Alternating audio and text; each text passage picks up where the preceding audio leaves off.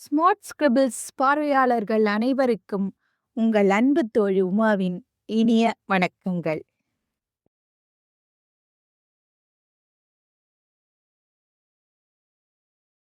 திருச்சி பக்கத்தில் தேனூர் அப்படிங்கிற ஒரு சின்ன கிராமம்.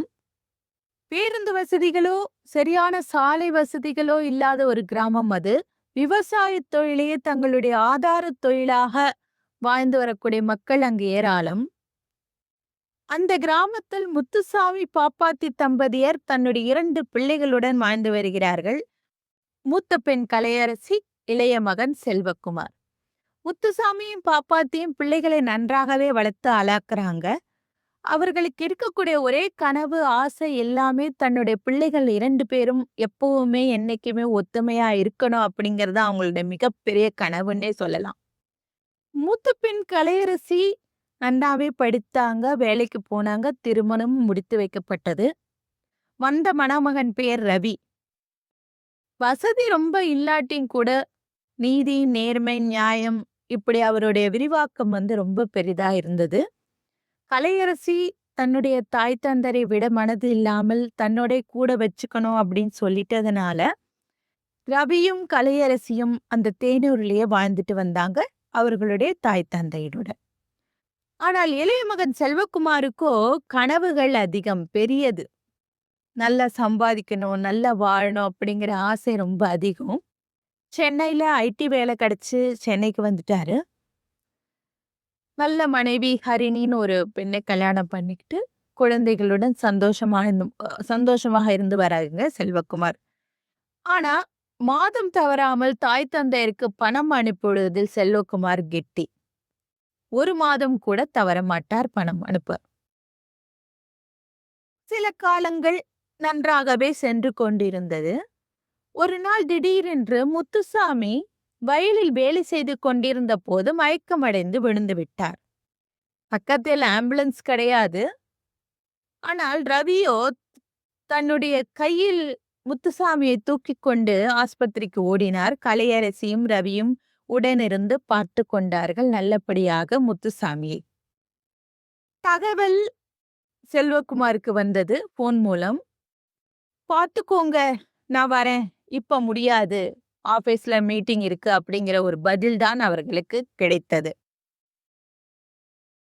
இப்படி சென்று கொண்டிருக்கையில் மருந்து மாத்திரைகளாம் கொடுத்து நல்லபடியாக பார்த்து கொண்டார்கள் முத்துசாமியை கலையரசியும் ரவியும்.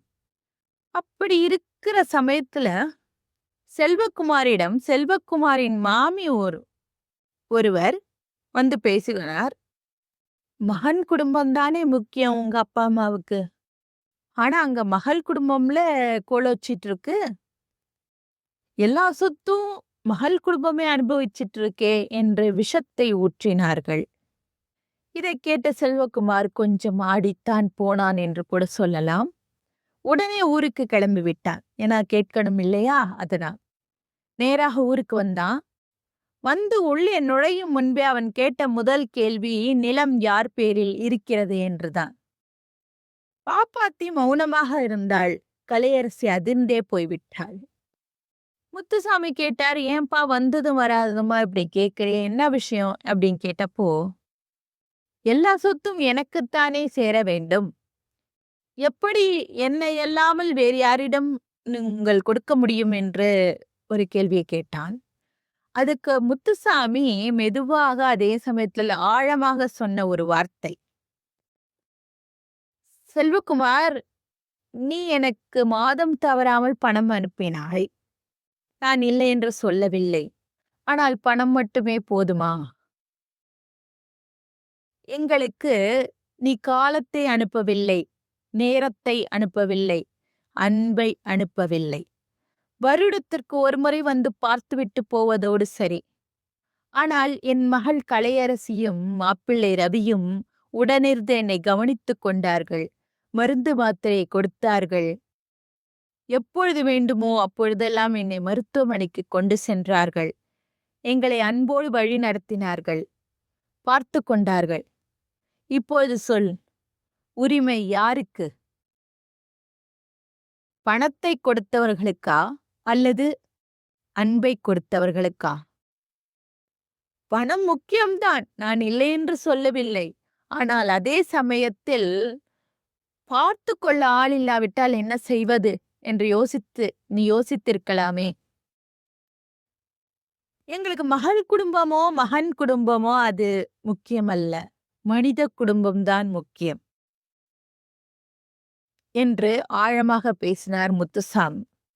செல்வகுமார் தலை குனிந்தான். தான் செய்த தவறை அன்றே உணர்ந்து கொண்டான். மறுவார்த்தை பேசாமல் சென்னைக்கு கிளம்பினான் பணம் சம்பாதிக்க. ஆனால் மனம் காலியாக. பார்வையாளர்களே, உங்களுக்கு இந்த கதை எப்படி பிடிச்சிருந்தது? நல்லா இருந்ததா?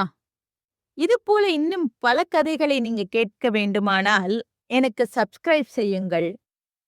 ஆல் பட்டனையும் மறக்காமல் அழுத்தி விடுங்கள். அப்பொழுதுதான் நான் கொடுக்கக்கூடிய அப்டேட்ஸ் உங்களுக்கு உடனுக்குடன் வரும். உங்களுக்கு இந்த கதை பிடித்திருந்தால் மற்றவர்களுடன் நீங்கள் ஷேர் செய்து கொள்ளலாம். இன்னும் இதை போல என்ன கதை சொல்லலாம் என்று நீங்கள் கமெண்டிலும் எனக்கு பதிவிடலாம். மீண்டும் ஒரு நல்ல கதையில் உங்களுடன் சந்திக்கும் வரை உங்களிடமிருந்து விடைபெறுவது உங்கள் உமா. நன்றி.